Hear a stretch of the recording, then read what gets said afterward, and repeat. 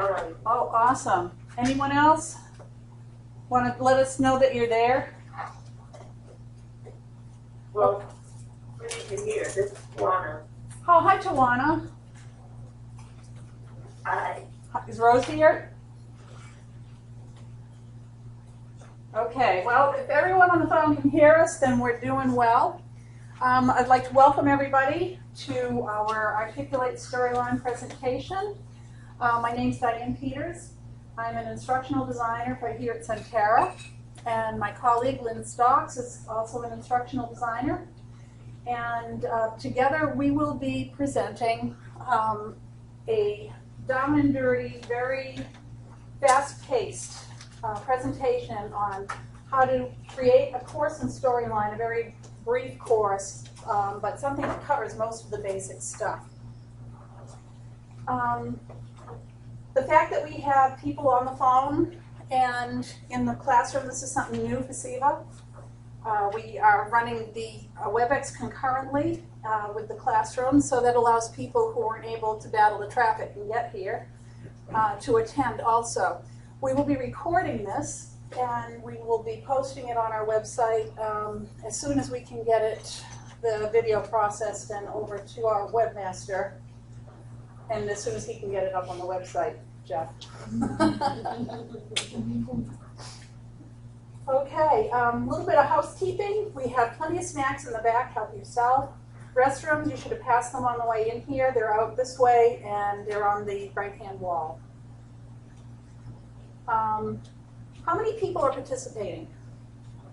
Have computers. How many people? Let me see. I see 1, 2, 3, 4 computers. Okay. And everyone else is just watching. What are your thoughts about using Storyline? Are you just here to see what it's all about? Do you plan on using it? Yes, yes? Yes. Yes. Yes. Okay. We have, if you need some paper for taking notes, we have some pads of paper up here. We also have some pens if you need those. So, let's see. If you have earbuds, we're going to be doing some audio. So in order to not confuse everyone, if you could just plug in earbuds or just keep the volume down low when we get to that part so that what we're hearing is the audio piece up here. Okay, so with that, I'll hide this, and we will get started on the presentation. So everyone should have everyone who's participating should have downloaded the Articulate Storyline application. I'm going to launch that. And if you are running on a 30-day trial version, this message keeps coming up asking if you want to continue your free trial. Also, if you signed up for the free trial, you're getting emails from Articulate with videos on how to use the software. One of the things about Articulate, that whole community, it's a very supportive, wonderful community where if you're having any problems whatsoever when you're running Storyline, you can just post a question onto the forums, but there's already so much information there that odds are pretty good someone else has had the problem, and you can just search their knowledge base for it. It's amazing. Can the users on WebEx mute their phones, please? Let's see. Let me see if I can mute them.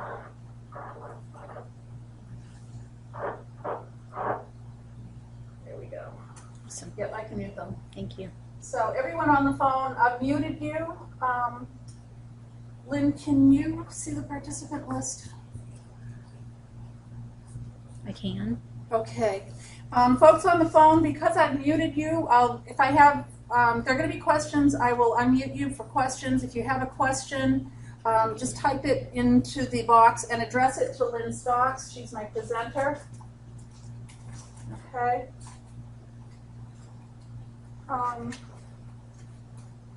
Okay. So this is a landing screen for Storyline. If you've ever done PowerPoint, actually this doesn't look like PowerPoint at all. What you have over here on the left-hand menu, you can start a new project, you can record a screen, you can just start right off with a screen recording, you can import a PowerPoint into Storyline. If you have a Quizmaker file, you can import that into Storyline, or you can start a project from a template. Now again, back to the wonderful Articulate community, they have free downloads and templates on their website and here. You notice there are two tabs here, Learning Storyline and the free downloads. The Learning Storyline these points to all of their tutorials out on their website, and these tutorials are very, very good. Most of them have video, and they have written instructions, text instructions. So if you want to just read the instructions and do it yourself, you can. I find it much more helpful to watch the video, do it myself, and then go, if I need to fine-tune something, go back to the video, or go to the written instructions. Tonight we're going to be focusing on just inserting content. And we have all the files for that. Up here on the left, we have the Help tab. Again, the community, the Articulate community is wonderful when it comes to help. Your tutorial, this goes to all of the tutorials. These tutorials are just really for getting started over here. But this button leads you to their website where there are a lot of tutorials. You can have product support. This is the community. The forums, it's known as the eLearning Heroes. That's where you want to go if you're having problems, if you have any questions. You can post your questions there. You can search it. It's a very robust search engine for finding answers to your problems. Yes, Marla? Is there any way you can increase the scale clearer? WebEx record. Oh, that's right. Let me stop the recording. Let me see what you're seeing here.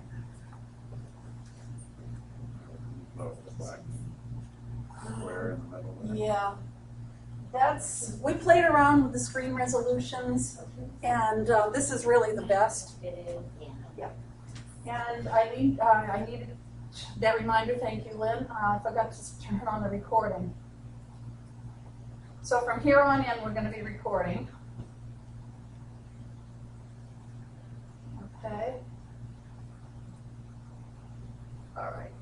So I won't go back over what I just did, but I will point out to the help again. We have the forums. The Rapid eLearning blog is put out by Tom Coolman. He is the Articulate rock star. He goes around the country. He does presentations, and actually, Sharon, you said Sharon Harrington. You said that's what brought you to SEVA. He was here in 2012, I think, 11. He was in Hampton. He filled an auditorium. I mean, there were probably about 400 or 500 people there. So he writes a weekly blog, and then we have the word of mouth blog. That is someone else. I strongly recommend that if you really want to get into Storyline, keep those on your plates also. So from here, I'm going to open a project so we can do just a brief tour of the actual interface itself. Now, I've got a few tips I'm going to offer from here from time to time. One of the things that you want to remember when you're working in Storyline is always work on your local drive.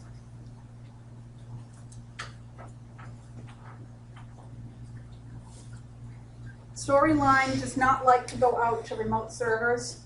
So anytime you're working, I know that here when we start working here, we are assigned a drive on a remote server.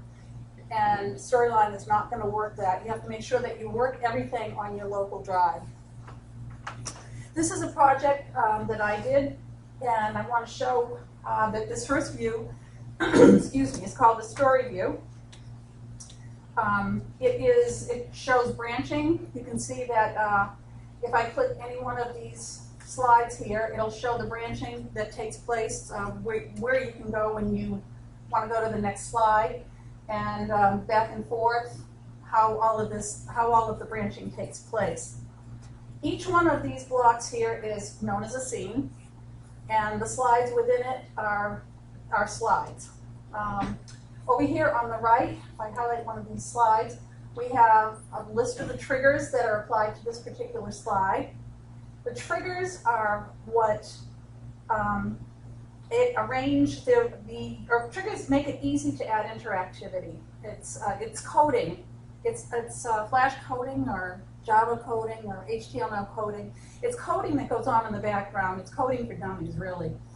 All you need to know is when we hover over one of these triggers here and open it, each trigger has an action that you will perform on a particular object. You have to identify what you want it to do, where you want it to go, when you want it to go, and any other objects that might be involved in it.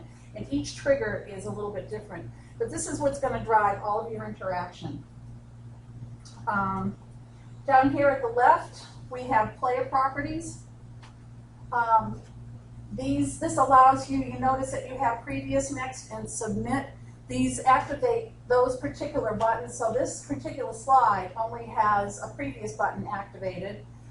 This one above it has both the previous and next buttons. So when you go to the player, these can turn on, they can activate those buttons, and I'll show you about the player a little bit later. Up here, let's see, we have a ribbon. How many of you are familiar with working in PowerPoint? Okay, that's most of you. So PowerPoint from 2007 on uses this ribbon. You all in 2007 or greater? Okay, in 2007, Microsoft introduced this ribbon, and Articulate is modeled after that. So if you can use PowerPoint, this interface is going to be very familiar to you. Let's see. So next, I'm going to invite everyone who has a computer and who has the software downloaded, I'm going to just close out of this,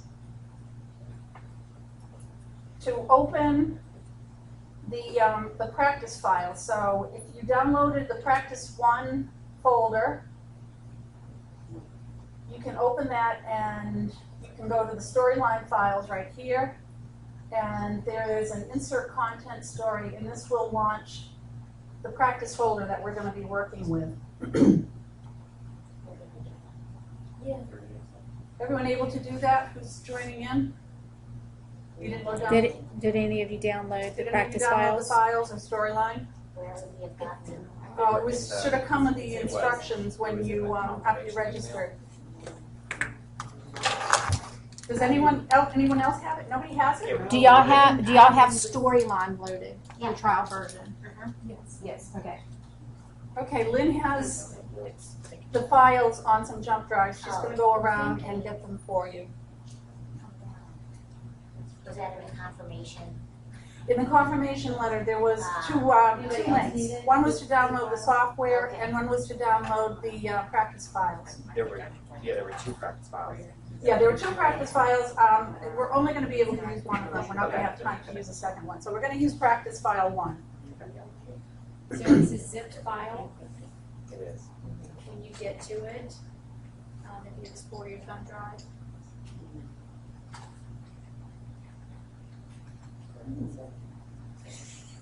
Okay, while you folks are downloading that, I'm going to just give you a little tour of the interface once you have a slide open. Copy it. Do a right click copy. Okay, so all I did was to open the slide. I just double clicked on it. Which file?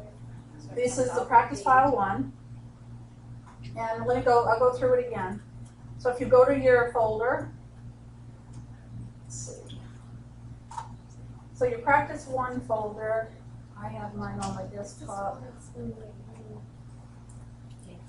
So you find the practice 1 folder, open that, then you open the storyline files, and it's insert content.story.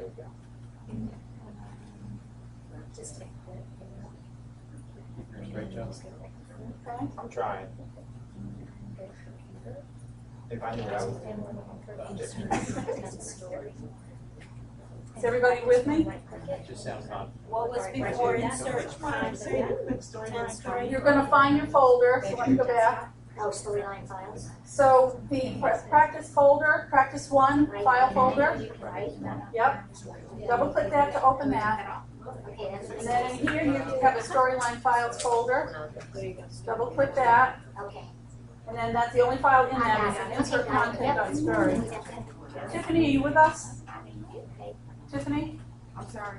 are you with us? It's going to notepad on this particular. Okay, Lynn will help you. Okay. So what I've done is from story view, you can, this is known as a scene right here because it's got 2 slides in it. I just double click this slide to open it. Okay, and once you have a slide open, now you're looking at something that looks very much like a PowerPoint interface. The big difference between this and PowerPoint is the timeline down at the bottom. This is what controls all of your interactions. It allows you to arrange and animate objects so that they appear in the right places at the right time. If you've done anything with any type of recording software, Camtasia, does anyone use Camtasia? Okay, if you've used Camtasia, you know that there's the timeline with a scrub head. This is, here they call it a player head.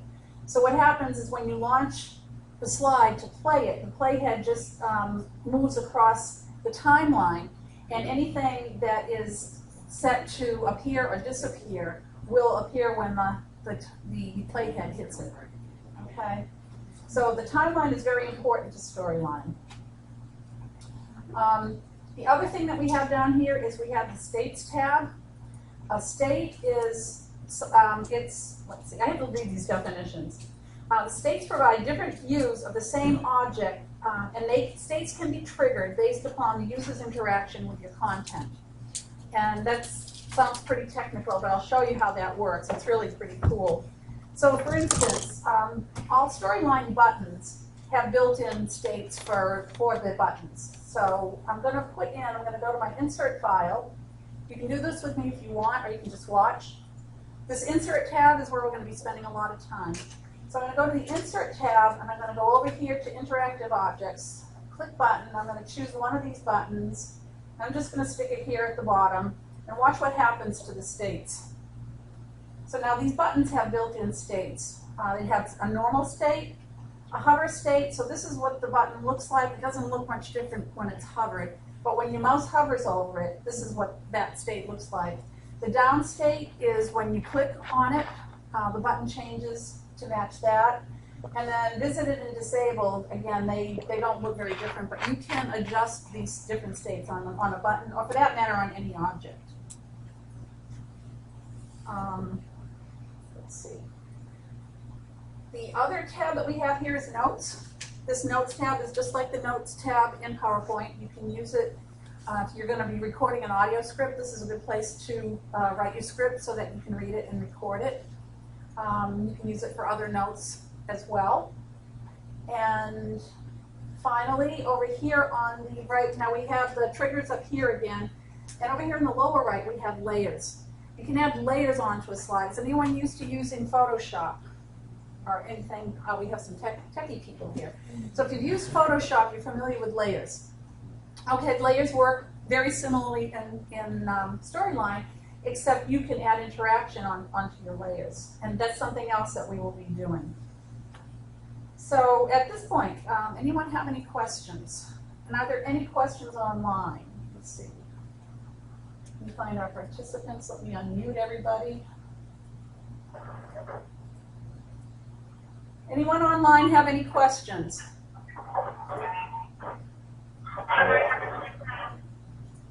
Okay. We'll mute everyone again. Whoop, Tawana, did you have a question? Yeah, I was wondering, is this a template that's already in there? This is, these are practice files that you can download from the Articulate website.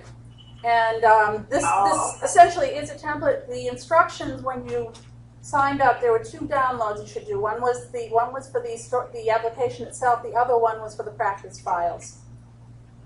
Yes, I have the files. I was wondering if it was a template that you had used to set up the practice. I didn't realize it came from particular. This was a template in those files. Okay. Okay? Anyone else? Let's have most everyone muted. Okay, I'm going to go back and mute everyone again. Okay.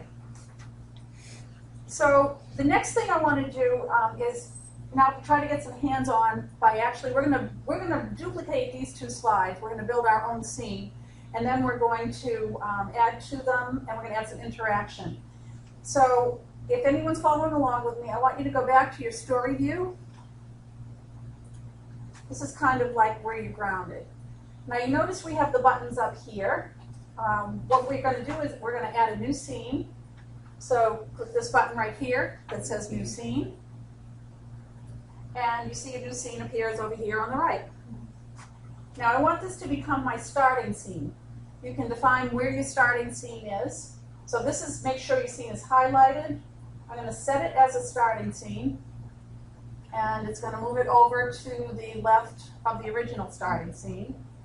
And then one thing that's important to do with Storyline is to label everything. Because when you get deep into the triggers and the layers, if everything is untitled, you're not going to know what you want. So all you to label it is very easy. You can just double click it. I'm going to call this the start. It's there. This is going to be my starting scene. Okay. Now I'm going to open the slide, and going back here, I want this slide to look like this slide.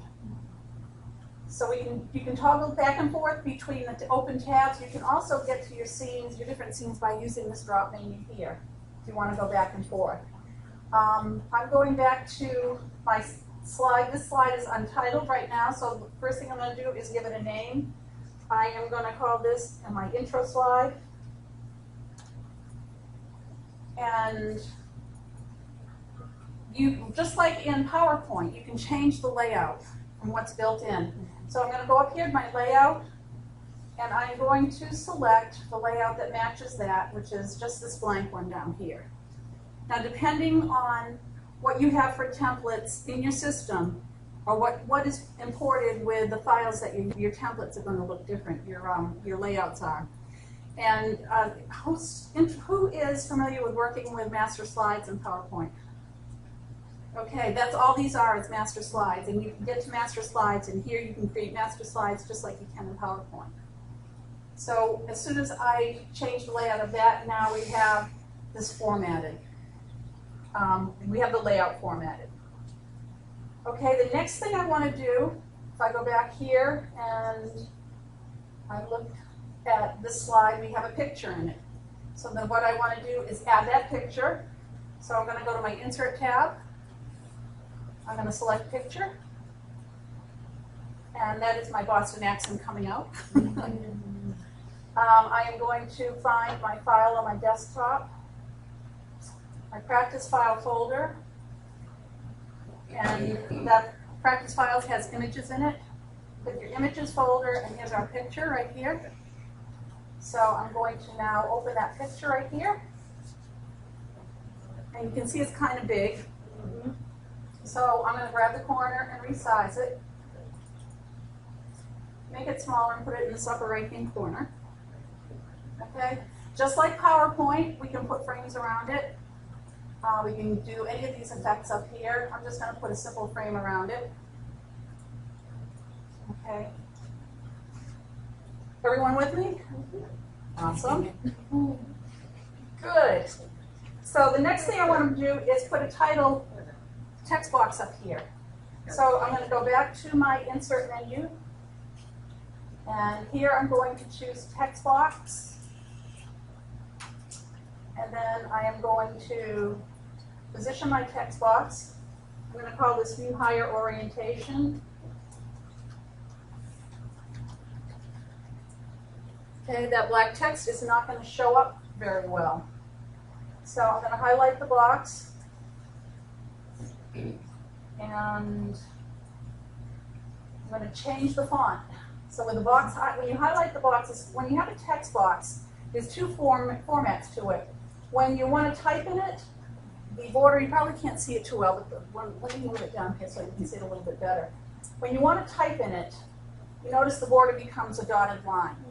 If you want to format it, you click on it and the border becomes a solid line. And then you can just come right up here, we can change the font size. Let me make that like 16. Make that a little bit bigger. And I'm going to put it back up here, and I'm going to change the font color to white.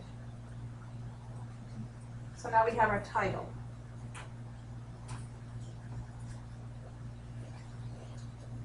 Okay. Okay, now now we have a really neat thing. Lynn and I So just discovered this. Everybody following okay? If you need help, if you wave at me, I can come back and help you. Okay, where are you stuck? Because if you're stuck, someone else might be. I was trying to paste, and it's an insert. Okay. That's okay, go ahead. Okay. All right, so the next thing we want to do, we go back here and we look at this slide. We see that there's body text here. So we're going to go back to our intro slide, and we're going to insert the text box. I'm going to draw the text box. Now, rather than typing everything out, there is a built-in placeholder text in Storyline. You just have to use a code, and the code is equal LOREM, which is the first word of all of that placeholder text, and then you do the, what's it called, Lynn? Open close bracket. Open close bracket. So you do a left parentheses and a right parentheses. So equals lorem, open close bracket. When you hit enter, it automatically fills in all that text for you. Wow. And I found out you can do that in PowerPoint too. This works. It's not just Storyline. It's something in PowerPoint too. I think you can do it in web design too. I've never known that. Yeah, isn't that cool? That's very cool. Yeah. Okay, because I'm like, that is not English. What was the code again? What was how The code is it's equal. I'll do it again. Okay. The code is equal sign, the word lorem. You notice the first word in that first paragraph was LOREM, right? and then two parentheses, 9 and O. Yes. Open close bracket. And when you hit enter, it fills all that placeholder text in. It fills in 3 paragraphs for you. Okay? That saves a lot of time. Yeah. A Isn't lot that of cool? time, yeah. Yep. So I couldn't get the insert. I'm adjusting this. Another thing I want to point out is that I'm moving this around on the slide. When I reach this, the same height as the picture, notice the dotted line appears at the top. That's to help you line things up. So if you're moving things around on your slide and you see that dotted line, then that means that it's in line with another object on the slide. It's centering it or? Not centered, it's aligning the tops, both of the tops. So if I move this down, you don't see the line, but watch when I move it back up. See the dotted line appear? That means it's in line with the top of this object right here. Okay? Let's see. So the next thing I want to do, if we look back here, he used, Tom Coleman, by the way, created this file, and we'll hear his voice later. He used just shapes to make the buttons, but we're going to use buttons to make the buttons. To me, that makes more sense. So I'm going to go back again to the insert file. I'm going to choose button. I'm going to choose button 1. I love these rounded end buttons. And I'm just going to place it there. Now, a neat thing about buttons and shapes in Storyline is you can just type in it. So this is going to be section 1. This is what I'm going to call that. Okay. Now, they have some built-in button styles up here. So if I want to change the look of this button, all I have to do is I can open this whole thing, and these are all the different styles buttons we can have. So I'm going to just choose that style button. Okay, you can choose whatever you want. And we need 3 buttons here. Another neat trick is with your button highlighted, you hold down both the shift and control key, and you notice that my pointer turns, it's got a little plus sign next to it, and it's got a little box underneath it. When it does that, you can drag it over. We can look for our, we can line it up, yeah. I was looking for my lines. And here we go, here's our lines. So we can put it here. Notice the lines again, when it was in line, it's in line with the button next to it. And I'm going to hold shift control again, and I'm going to drag it over here. So I have 3 buttons. What about the spacing on the bottom? That's, I did that on purpose. I'm glad you asked, Rose. Yep. So now they're not spaced evenly. So again, this is functionality that is on PowerPoint as well. We can select all 3 of them. We can go up here to the Align menu and tell it we want to distribute horizontally, and then it'll align all the buttons for us. Sweet. Pardon me? This is a good PowerPoint lesson as well. Yeah.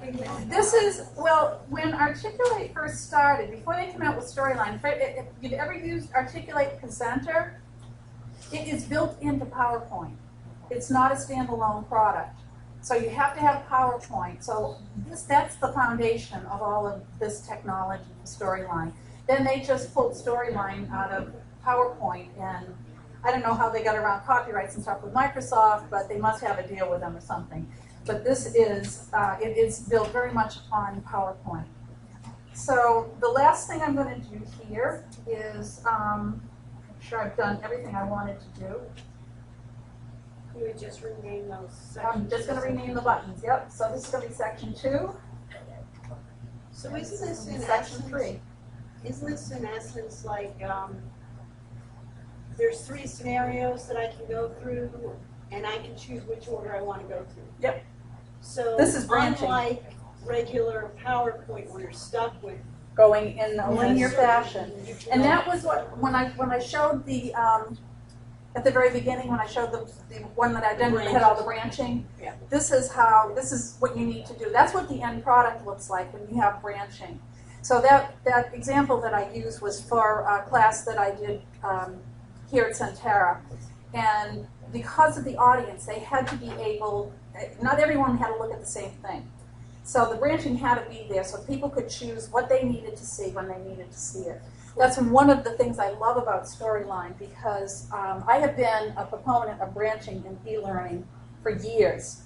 And it has been, unless you know Flash coding, which I didn't know, you couldn't do branching. And this just makes branching so easy. And it allows you to set it up like that. So if I only need to see section 1, then I don't have to go to section 2 or 3. You put all the right triggers in, then when you finish section 1, you can just go back or get out of the course or whatever. Okay? I am sure I've experienced this with some sort of corporate training that I've had to sit through or do, you know, where they're like, it's annual time, you've got to go through this and this and this. And you sit down and you do it, and you can click it any way you want. It's just so cool. You're just like, wow. I just never knew what happened behind the scenes. Wow. This is how you build it. Okay, let's see. Okay, so I'm just going to preview this. You're going to find that when you're building something, you're going to do a lot of previewing, and every single one of these menus has a preview button over here on the right.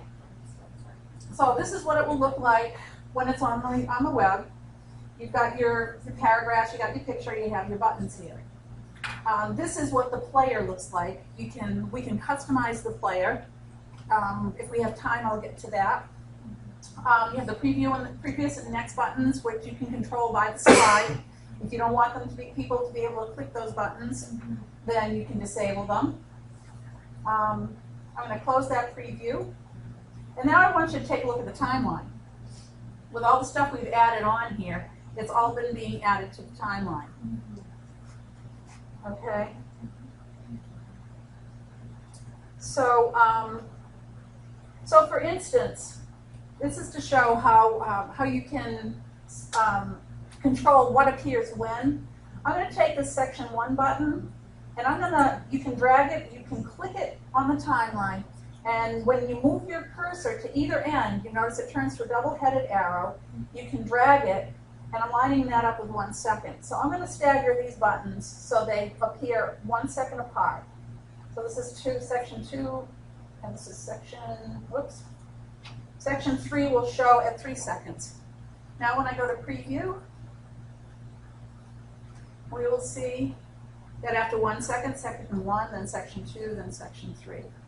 So that's how you can stagger things so that they appear at different times.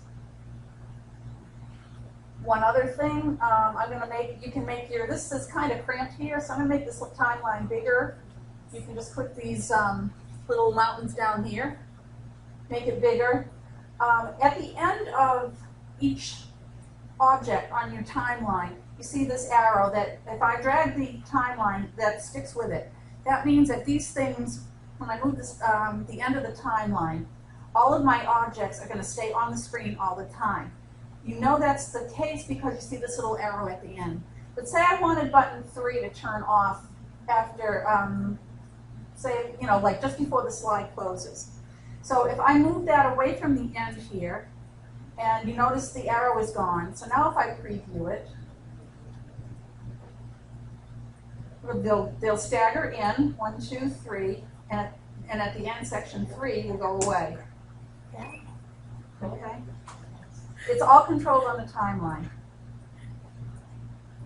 Magic. Now the other thing, the right click is going to be a good friend to you too. I'm going to right click this and I'm going to tell it show until the end, this button that I just moved, and now it goes back to the way it was. It will always be shown. Okay? At this point, I'm going to save. You can, the articulate button up here is like the old Windows buttons that used to be up in this corner. I'm going to tell it to save. And another tip, save often.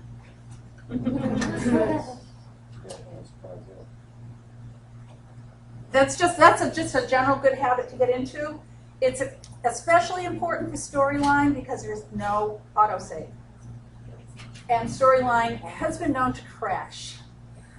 So if you haven't saved your work, it's gone. We're hoping they're due to come out any time now. They were supposed to be, they're going to be releasing the next version.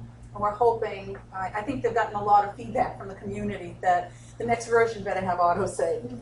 But if you use, until they do come out with that, I find myself saving. Every time I do something, I get paranoid because I've lost stuff. I've had it crash on me and just lost hours and hours of work. Oh, yeah. Oh. Yes. Does Control S work on that? Yep. Control S always works to save.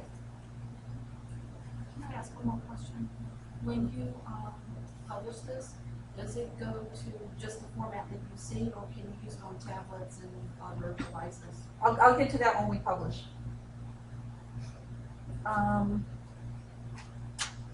Okay, let's see. Okay, so that's all we're going to do on this slide. Now we're going to add another slide.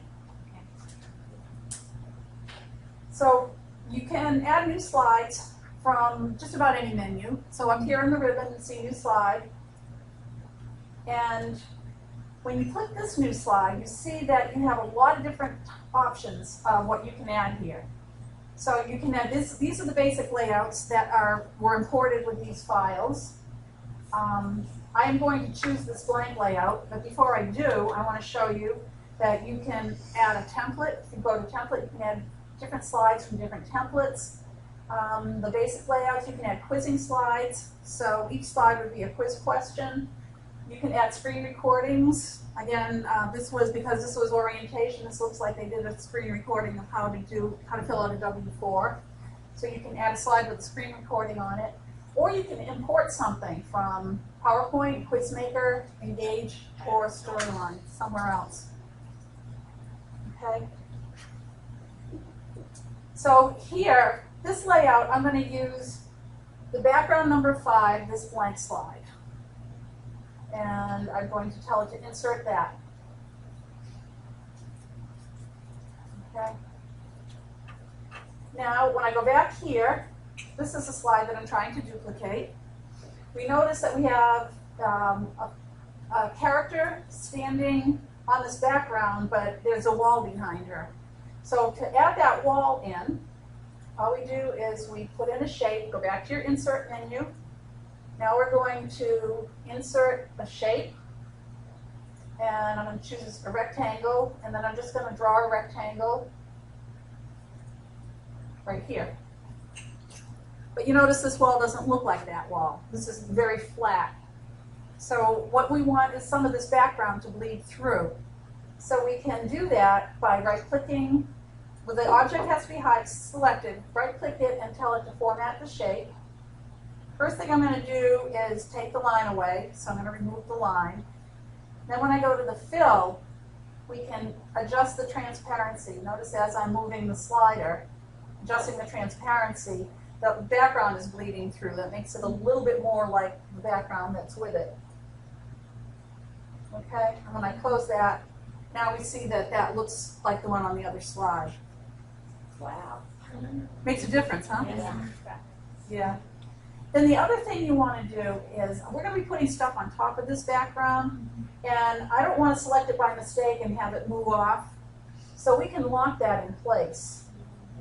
And you do that on the timeline. So right down here you see the eye and you see the lock button. The eye lets you hide something so that when you have a lot of stuff on your slide, stuff starts getting in the way with each other. So that if you want to work on something that might be behind something else, you can hide it while you're working on it, and then you can show it again. And then also you can lock it, and now I can't drag it and move it because it's locked down there.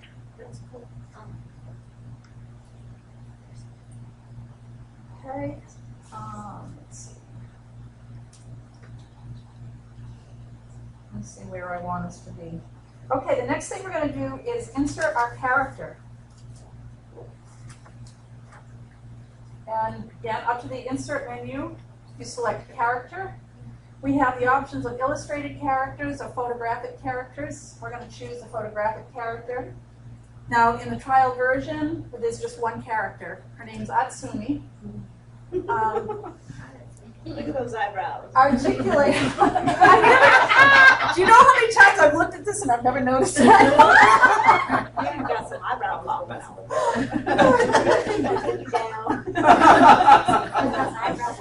If you don't like her eyebrows, you can buy their character bundle. And you can, there's guys and there's other women. Very diverse. But the character bundle is I thought you were going to say we could change her eyebrows. This is.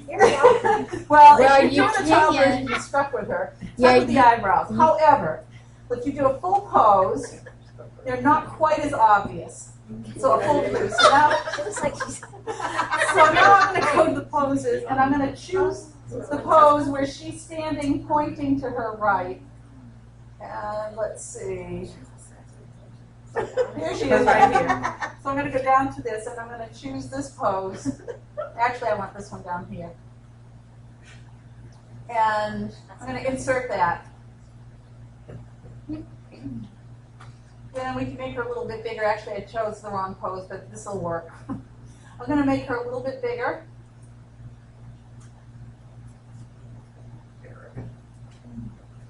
And you know, actually, if I do want to change her pose, when she's highlighted, you have up here, you have these additional buttons. If I choose the character tools, which because she's highlighted, I'm seeing the character tools, I can go back and I can look at the poses again, and I can, let's see, I can find the one that I really want, where she's not pointing up. Here it is. This is the one I wanted. She's pointing more to the side. Okay. So I fixed her pose. Okay. Now the next thing, we go back here and we look. She's pointing to a whiteboard. So we want to add the whiteboard in. And I noticed that I did not title this slide. So this is going to be our section 1 slide. So if you click the section 1 button, that means I need to go back to section back to this slide and put a trigger on the section 1 button. So what I want to happen is when the user clicks the section 1 button, I want them to be able to go to the slide. So I'm going to highlight this button. I'm going to tell it. I'm going to click over here. The triggers, you add a trigger by clicking this little icon down here. And I'm going to tell the action that I want it to do is jump to the slide. I want it to jump to the next slide when the user clicks this button. So what do you say? What do you type in? So that's what the default is, jump to slide. Now, if I wanted to do something else, I could choose from this menu, whole menu of things. But we're going to have it jump to slide. If I wanted it to skip the slide and jump to some other slide, I could tell it to do that. But I want it to go to whatever the next slide is. When the user clicks, or if we wanted it when the user double clicks, or a right click, or these are all of the different events that can happen that can make this trigger work. This is the coding for idiots right here. You can choose this and all the coding goes on in the background. So when the user clicks this particular button, now notice if I want it to be a different button, when I hover it over it, it puts a red box around it. So that will show me what I'm putting the action on. Okay? So I'm going to click OK, and then that sets up a trigger. Now notice that we've got another arrow over here. There was already a trigger. When you add a slide, it automatically, if you have a next button, it automatically tells you when you click the next button, you're going to go to the next slide. Okay, so now we've got one of these is the next button trigger. One of them is a trigger that we just put on the section 1 button. Okay. Now let's go back here. We are going to add the whiteboard next. Insert another shape. And put in her whiteboard. This is the default shape for, it always shows it up this purple, this blue-green shape. Another neat thing that they have for tools is, again, if I go up here to my drawing tools, we have all these different shape styles. So with one click, I can change the shape, the format of the shape, the color, the border. You can open this menu. You can change it to create anything that you want right there. Okay. Now, notice that the shape is on top of her. We want her pointing to the whiteboard. We don't want the whiteboard covering her. You manage that from your timeline. So every time you add something to your timeline, it builds from the bottom up. So if I want the timeline behind this character, I can just drag it and put the timeline, the whiteboard behind the character, and now she's in front of it. I would never known that. That's why we're here. Wow. I thought you were going to go to alignment or something. No. That's what I thought. No. You can go You to can, alignment. or can you tell it can- to move it. You can tell it to move it to the back. If you go to align, or tell it to bring it forward, you can go to bring it forward, bring it to the front, and move to backwards.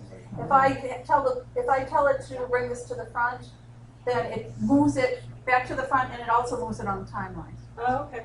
Okay, so you can do that, but this is just an easier way. Okay. It's more visual, and I tend to be more visually oriented. That's what I like about it.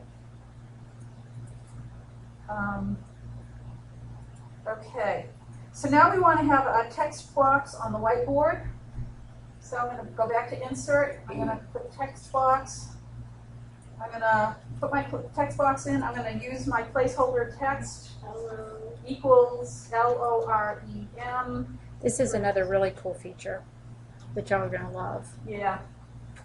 Now, notice that we can't see what's being typed there. It's because the text is white, and we're on a white background. But I'm going to hit enter anyhow, so it'll fill in placeholder text.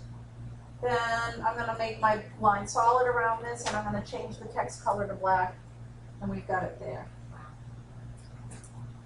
Okay. So no parentheses, just LOR. Here already. It was the same. It was with it open and closed. It was. Equals Yeah, but the really cool trick is coming up. LOREM, It's the same. open Yes. and close parentheses. So now when you really know what you want to say there, where do you put those words? I'm assuming you put them like on the right or You just somewhere. start typing.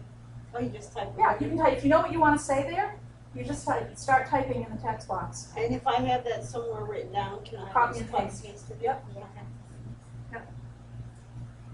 Okay. So, like Lynn said, the next thing is going to be it's going to be very fun. Really cool. Really cool. This Really wasn't cool. enough. I can't We believe- actually learned this with the tutorials recently. It's gonna blow your mind. Yeah, it blew mine. Well, But that didn't if take you're, much. if you're really good in PowerPoint, it might be something you're already familiar with. How many do animations in PowerPoint? Do you know how to animate a paragraph in a text box so that And use different key paragraphs points. fly in at different times? All right, you're gonna learn. So with this text box highlighted, now I'm going to go to the animations tab. And again, this looks just like PowerPoint. So we have our animations for the text box, and you notice when you choose them, because there are paragraphs in here, we can choose to grow, to fade in, or whatever. I'm going to choose flying in, but I'm going to choose by paragraph, first level paragraph. Okay? Now when I do that, over here on the timeline, what happens is it breaks out each paragraph into its own element on the timeline. So you see this is the first paragraph begins with lorem, that's this one. The second one begins with nunc. The third one begins with Helentesque, and that is what you're seeing here. Now, when we preview this, go over here to the preview, the slide, we're going to see each paragraph fly in. That's cool. Yeah, Yeah. that's pretty Not cool. yet. It gets cooler. That's cool for me. It gets better. Okay. It gets better. Okay. I'm going to save again. Save often. File, save. I don't want our friends on the phone to think we've forgotten about them. So, anyone on the phone have any questions? I'm unmuting you. No.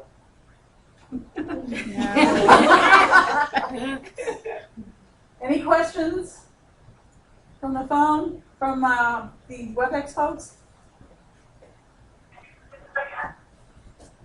I'm sorry, Can't hear you. can't hear you. Can you speak up?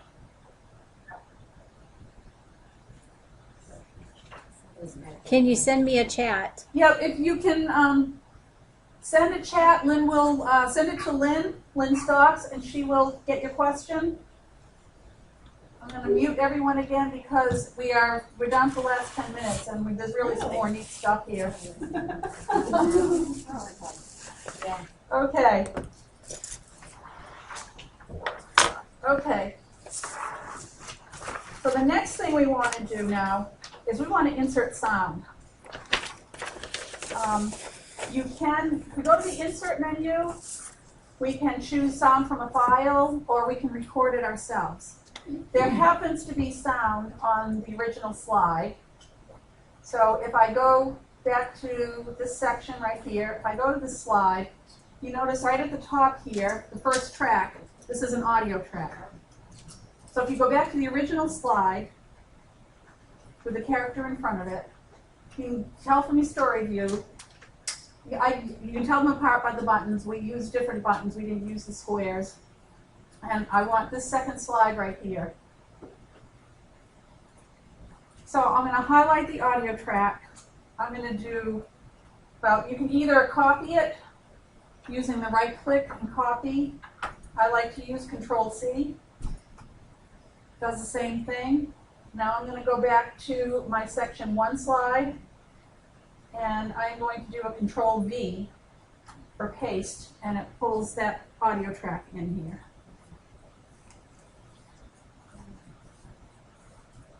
Everyone with me? Or how many have just given up and are watching? Okay. So now I'm going to preview this slide, and you're going to see that the paragraphs are going to fly in, but they're not going to be synchronized with the audio. So, It's really cool. all right, why is this not playing? Then you mute it. You muted them? Am I muted too? Yeah, on the lower right. Yeah, you are. Oh, there we go, okay. Let me unmute, thank you for noticing that. All right, now let's preview.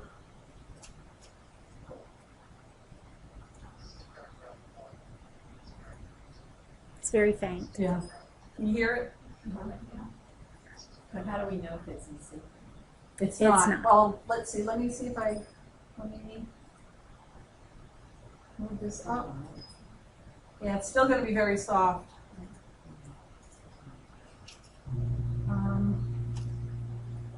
Let's see.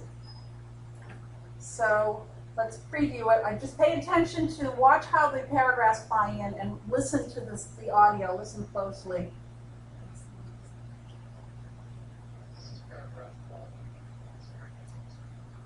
It talks after it. Right. Yes. So it's out of sync. Right.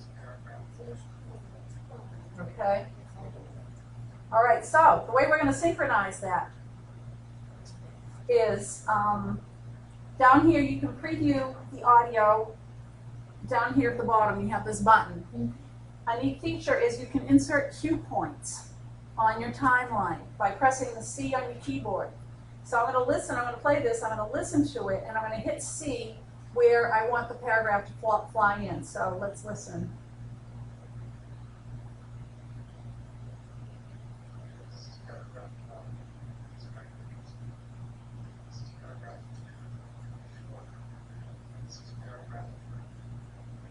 Okay, I think there was a little bit of a delay. I'm going to move this cue point back here.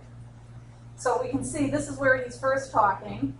This is the second time he takes a breath and pauses. Here's the second one, here's the third one. Now, to line each of these paragraphs up with the cue points, I'm going to choose the paragraph, right-click it, tell it align to cue point, and this is the lorem paragraph, and align that to cue point 1. And it moves it on the timeline. I'm going to choose the next one. I'm going to align it to cue point 2. And this last one, I'm going to align this to cue point 3. Now watch. See how in sync they are.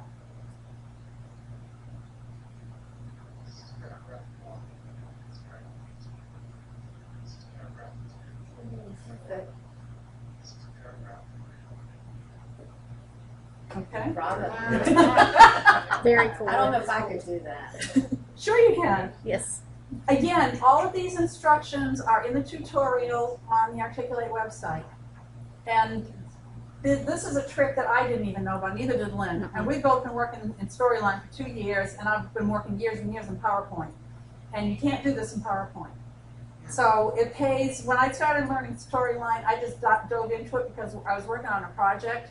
I figured stuff out as I went. I didn't look at the tutorials. So preparing for this class actually caused me to look at the tutorials, and I learned some really neat stuff. So let's see. Okay, so I'm going to save again. Save off. Save often. Okay, the last thing we're going to do before we publish is add a layer. And we're going to go over. Is everyone okay with going over by about 10 minutes? Okay, because you want to see published final product, right? And when you say publish, are you just meaning complete the presentation?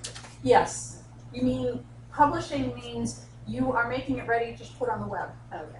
Whether you're going to put it in a learning management system, whether you're going to put it on a website, depending on what you choose, and I'll show you that when we get there, it will produce the correct files and put them where they need to be so that when you put out a call for them, when the software puts out a call for them, and they'll show up and they'll play. Okay? So actually at this point, I want to preview the whole project, the whole scene. So we can see it's just these 2 slides. So when I go to preview, now notice I've been checking preview the slide. We can preview the scene, and if you have more than one scene, you can preview the entire project. So when I preview this, when I preview this scene, remember we go back to our buttons, And we can click button 2 and 3, but we didn't put any triggers on them, so nothing happens. But we did put a trigger on section 1, so that's going to go to the next slide. Okay.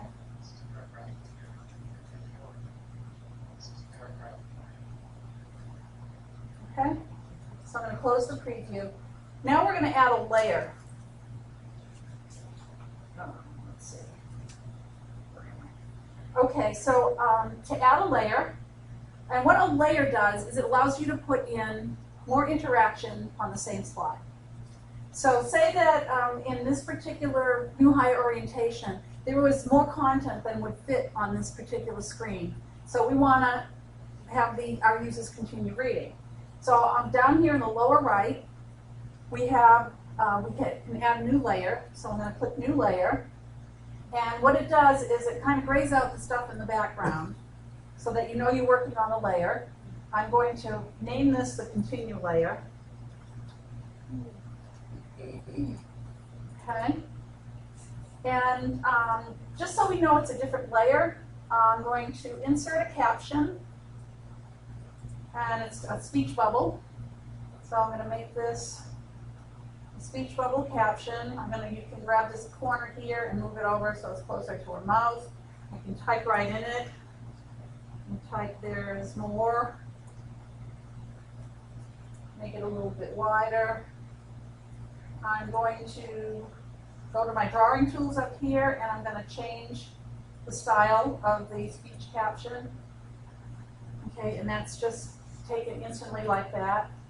And then I'm going to add another text box here. So I'm going to insert text box, and it's going to put it on the layer.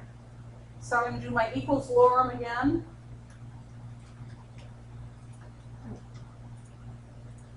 Hit enter. This time I'm going to make the text red so that we can see it's different, it's on a layer. So I'll highlight the box, choose this and make it red. I'm going to make it red bold. Okay, now this is where the triggers really come in. Let's see. I'm going to go back. You notice that if we leave everything the way it is on the base layer, that we're not going to be able to read this second layer because the text is going to be hanging around on the base layer.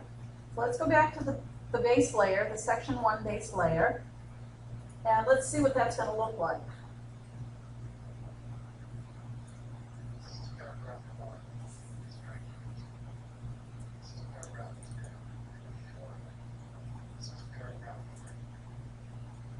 Okay, but you know what? Nothing's going to happen because I don't have a trigger telling it to go to the next layer.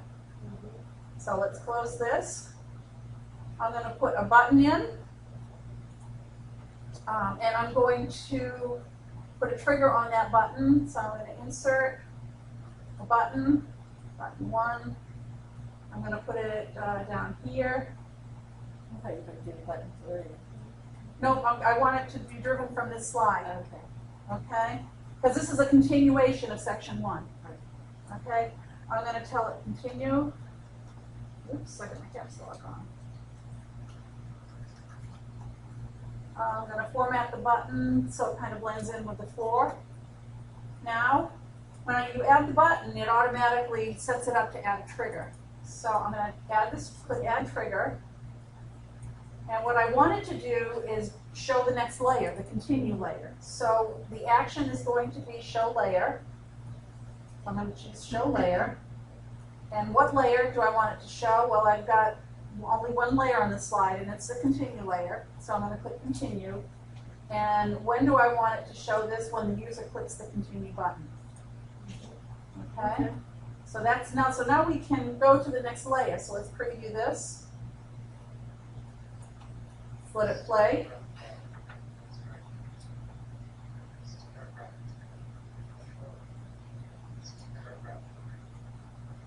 Okay, so what this would allow your learners to do is take their time reading this because it's not automatically going to go to the next layer. They're in control, and that's what our learners like. So when you click continue, okay, now we're seeing the next layer, but we're still seeing the mess that's on the first layer. So that means we need more triggers. So we gotta find a way to make the first layer disappear. Yep. or just the text, not the whole layer. We just want this text to disappear. Right. So, I'm going to add another trigger here. And what I want to happen is I want the text box to be hidden when you click the continue button to show the next continue layer. Okay, so the action is going to be change the state of, because hidden is a state. So I'm going to change the state of the text box right here. And I'm going to change it from normal to hidden. When the user clicks, not the text box, but when the user clicks the continue button, here it is. Okay, let's see if that works.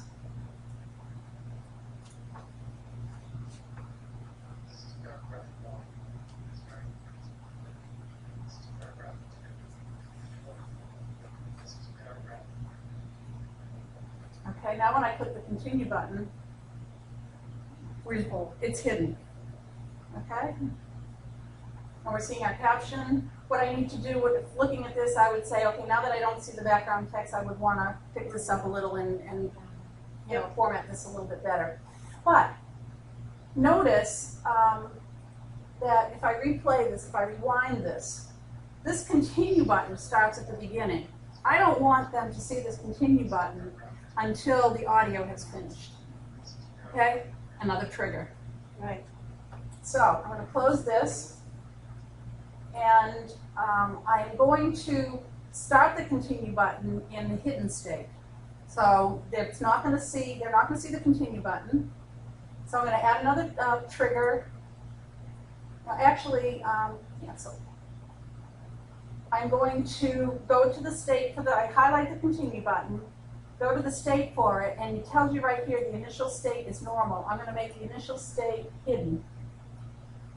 So that means you're not going to see it until you put a trigger on it and tell it to show. Okay? So now I need to go back to my timeline. Now I need to put a trigger on it telling it to change the state from hidden to normal when the audio completes. So another trigger. I'm going to change the state of the continue button to normal when the media completes, right here, and the media is the sound. All right? Cool. Okay. And then the other thing, well, let me do the preview. So I'll preview this slide. So now there's no button there.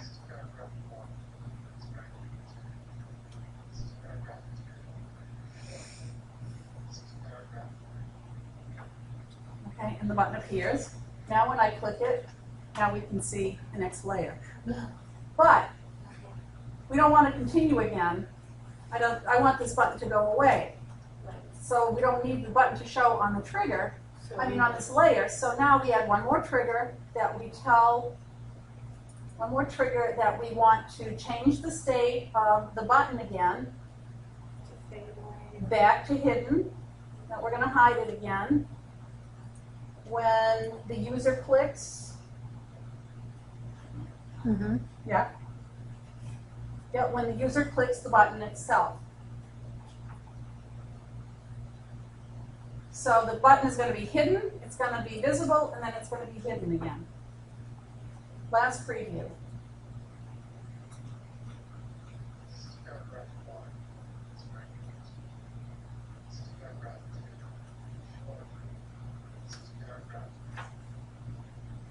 Okay, now when I put the continue button, it's gone, and you read this layer, and what you would do is maybe have a different button here. When they're finished reading, they can go back to the next section, but there's a lot of different stuff that you can do. So you're seeing how important the triggers are to this. And I see that everyone's just watching. Nobody's following along anymore. You're mesmerizing. That's all there is to it. Okay, I'm going to save. You can almost do a whole course on 3 slides. You can. You can. Yep.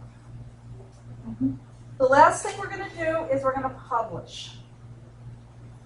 And if you haven't put the layers on, if you want to publish, you can go ahead and follow along and Somebody's- publish with us.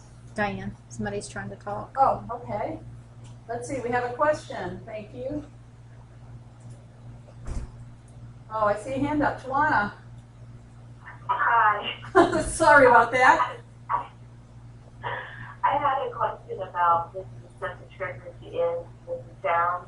I'm trying to do this with you, and it's just a tad fast. But I didn't see where, just how you made it choose the sound trigger. The sound For the trigger? button to show, yeah, for the button to show after the sound stops. Okay. Let's see. So we have, over here we have all the list of triggers. So let's see. And because the trigger was on the sound, you see over here I have a sound trigger. So to open a trigger is double click it, and you can see this particular trigger. We're going to change the state of the button to normal when the media completes. Now notice down here over on the left we have the icon for the sound. You also have the sound highlighted on the timeline down here also. And when you choose, when you choose your object, because we're talking about media, media is either video or audio, usually, on a timeline, or an animation or something. So the only media we have on this slide is the sound, so that's the only thing we're seeing come up. So that's the only thing we can put a trigger on. Okay, mine isn't, okay, I missed something then, because I'm not getting, I got most of that, but it didn't give me an option to choose the media. So I need to go back and see what I did wrong. Did you cut and paste the media into the slide? Yeah, the media's in the slide, and I had the option for when media stops, but I didn't see the option to choose sound one. When your trigger box was up, it depends. Yeah, what shows up in the menus and the trigger depends on what is chosen before it. So because we're choosing change the state, when that first action, these are all the actions you can do on it. So we're going to change the state of the button. Since what we want to happen is we want the button to appear. This is probably one of the most confusing things about triggers. And it took me a while to wrap my head around it. When you're dealing with two different elements or two different objects. So we're changing the state of the button to normal because we changed it to, we started it out as hidden. We want the button to show up when the sound completes. So we're changing the state. Okay. See, what you might have missed was we started the original state of the button. We go down here, the initial state is hidden. So that means you're not going to see it. And you want to see it when the audio stops. So that's this trigger right here. Got it? Awesome. Yeah, I was missing that object box. I missed that one. Okay.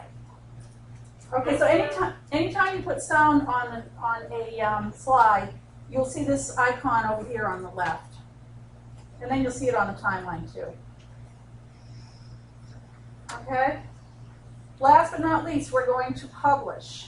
When you click the publish button up here, this is where you determine how you're going to publish it. So if you publish it for the web, it'll put out web files. If you publish it, if you have an Articulate Online account, Articulate Online is neat. It's like a learning management system for Articulate. If you publish classes to, you publish your e-learning to it, it will track it for you. It'll do, it'll give you reports on who's taking your course, how they scored, stuff like that too. I don't know what it costs. I have no There is a idea. cost associated, annual, it's a license. But you can purchase a certain number of courses on your, make this your learning management system. If you have a learning management system, actually I'm going to go back to, I'm going to mute everyone again.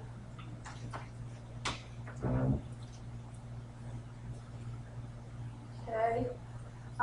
If you have a learning management system, then you can publish based on what the learning management system has. If it's a SCORM, you can choose SCORM. You have SCORM 1.2, SCORM 2004, AICC, and how many of you are familiar with the new TIMCAM API? Very new. It's also called the Experience API. It's very new. It is eventually going to replace SCORM. That's a whole course in itself. But if you happen to have a brand new learning management system and it'll let you publish in Tin Can, then you can do that also. And then your reporting and tracking. This lets you tell your learning management system how you know, number one, that your learner has completed the course, and number two, has been successful. So if you have a quiz in it, you can choose, let me see, your tracking, you can choose to track using the results, the quiz slide. We don't have any, I can't choose that because we don't have a quiz slide in here, a results slide. But you can also determine how many slides they need to complete how many slides they need to view. So this tracks every slide that you see. So if you want everyone to view every single slide and they're not complete until they've viewed every slide, then you can control that right here at 4. Now I want to do one other thing before I publish, and that is to delete this scene, the original scene that we don't want anymore, because we're not going to use that. So you can just highlight it and tell it to delete. Click yes, and now we're going to go back and publish. And I'm going to publish it for the web. Also, I want to point out here, this is, you can determine if you want to include HTML5 output, so it'll play on an iPad. You can choose whether or not to include that. If you have, Jeff said that he had the articulate player on his iPad, so if you can allow someone to use the articulate player. And you can allow them to download for offline viewing. Depends on what you want to do with your content. You'll see how quickly it publishes when I click publish. Okay, it's all published. And now if I want to preview it, I can view my project. Okay, this is the browser blocking the content. I'm going to allow the block content. Yes. And here we are in the browser. And notice over here that our menu, because we named our slides, we can choose manually over here. We can choose to whatever slide we want to go to. Okay, so now when I click section 1,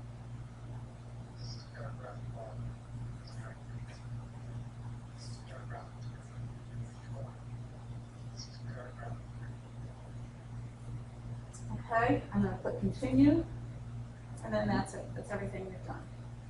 Yes, Sharon? So when you publish it for the web, what it gives you are the files so that you can go and put it on your own website. Is that what Exactly. Let me show you that. I'm glad you, thank you for asking that, because I wanted to show that. I'm going to close all tabs. Let's see. So I just did view the view your project. We can go to the folder where the files are. If you notice when I click publish, let me close here. I meant to point this out. It defaults to a folder. So the default folder, it sets it up when you download the software. It's My Articulate Projects. So you can either navigate to that yourself, or actually we have to navigate to it now. And it's all saved. Because it's all saved there. So let's go and let's find documents, my documents. Here we go. My Articulate Projects. So here is the insert content. It pulls in the name of the file, whatever you put in that title bar. So when I go here, now we can see that we have an HTML file, we have a Swift file, we have an HTML5 file, we even have unsupported HTML. So you can, what you would do is, the other thing that happened when, let's see. I'm going to republish this so I can show you. This is the only time that you see this also. You can choose to create a zip file from here. So this is what you would choose, and then you would save it. I'm going to save it here as a zip file. And it's that zip file that you will upload to your website. So you do the zip file, or you don't break it up? I'm just saying, I'm going to put it in your, can you put the media here into your media file for your website, and just so you can actually If you do it, not actually upload the whole steps, you can actually take a card and put it in your website. well, Yes, when you you can. upload HTML files, and Lynn knows more about this than Yes. I do. Yeah. Why don't I let you Yes. talk?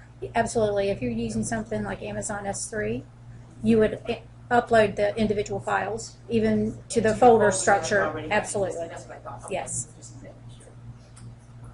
Okay. Other questions? Let me open it up to our participants online.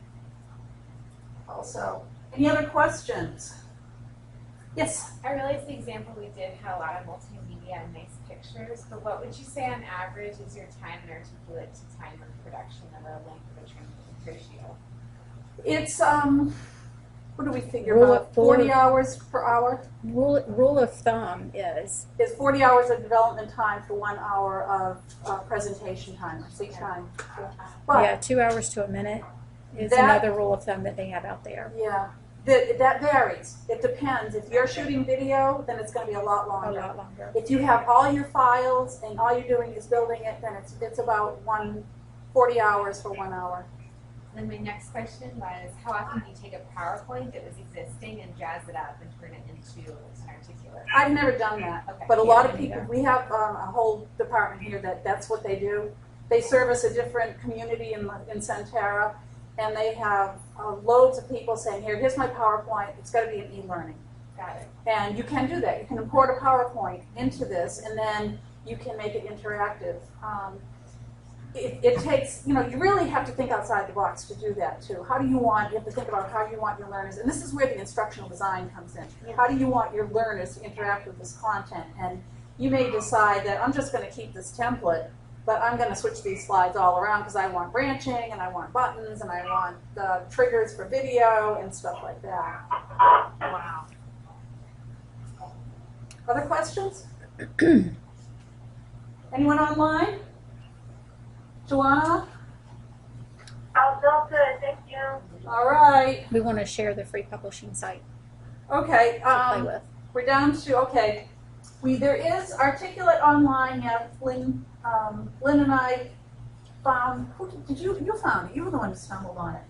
Lynn stumbled on a website that Articulate has. It's called TempShare. TempShare.articulate. I'm going to write it up here.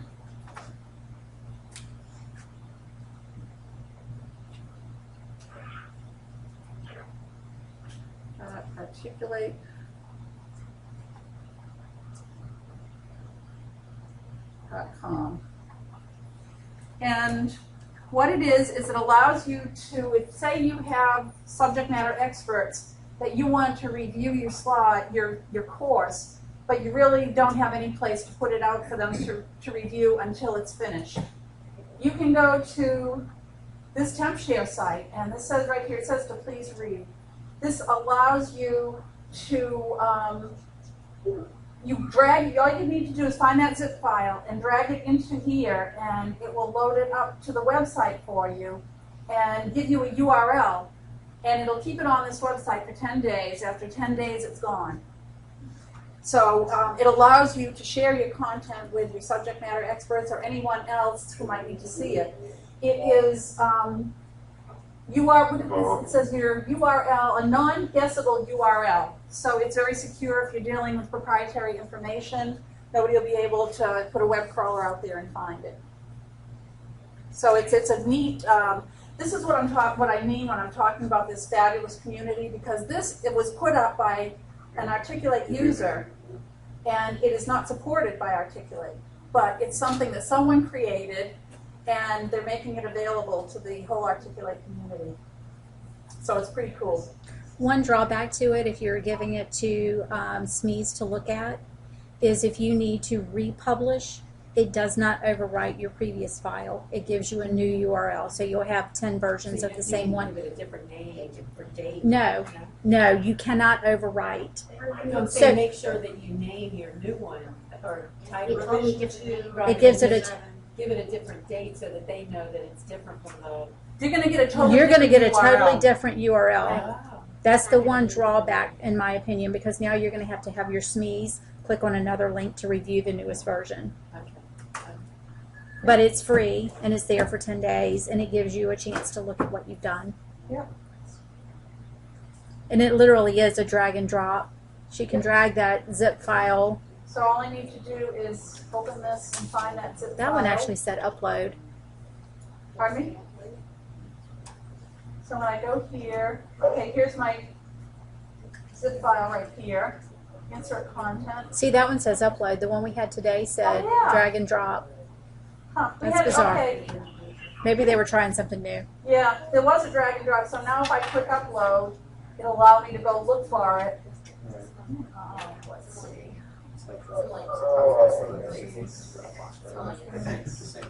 Yeah, well, it's just this actually. 7. Okay, and I found my zip file, I'm gonna tell it to upload the file, and it'll upload it, and then it'll, give me a URL. I don't think it hit upload. No, it doesn't look like it's uploading. Yeah, it's uploading. Is it? Okay. Oh, there's an error on the page. So, So, anyhow, Does anybody know what it costs to have a particulate? I'm not sure what the license is. I think it's, I thought I had heard like $2,000 a year for 100 courses. I'm not positive Yeah, on not that. sure. You can call them, they'll be happy to tell you that. And it all But- depends on TC. but there's also Amazon S3 that's available. Yeah, That is literally pennies. yeah.